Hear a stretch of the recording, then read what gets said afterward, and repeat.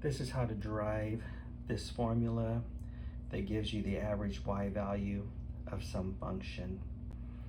It's typically written as 1 over b minus a times the integral bound between b and a on the x-axis of some function.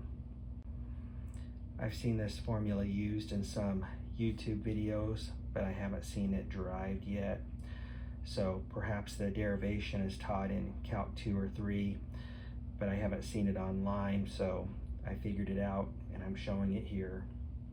So what we have here for some function bound between c and d, we have a y value that goes up and down like this.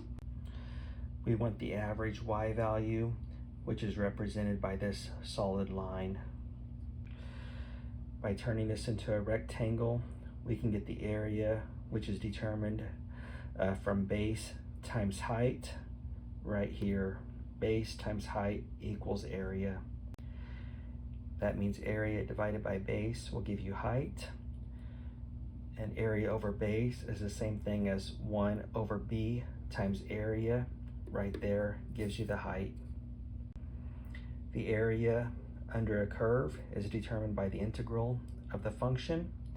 So we have the integral bound by d and c of that function times 1 over base, and that will give you the average y value right there. This is typically represented as b and a instead of d and c, but I couldn't use b and a because I already used that for base and area. What made me curious about this function and how you would use this function in one example is I wanted to get the average acceleration of somebody or something if they're on a pole or a ladder and that ladder is falling like this. Logically, I figured that the acceleration would be determined by the cosine of the angle. So if you have cosine of 0, you're going to have maximum acceleration. Cosine of 90 degrees, when it's vertical, means you'll have 0 acceleration because that ladder or pole is sitting upright. So I want the average cosine value from here at 90 degrees all the way down to 0.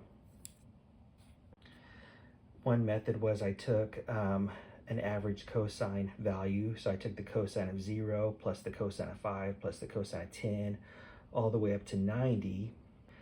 And then I divided that by the total number of samples. But the other way to do that is to take the integral of cosine, which will give you sine. And then you simply plug in this formula right here that goes from pi over 2 to 0, or pi over 2, which is 90 degrees, down to 0 degrees.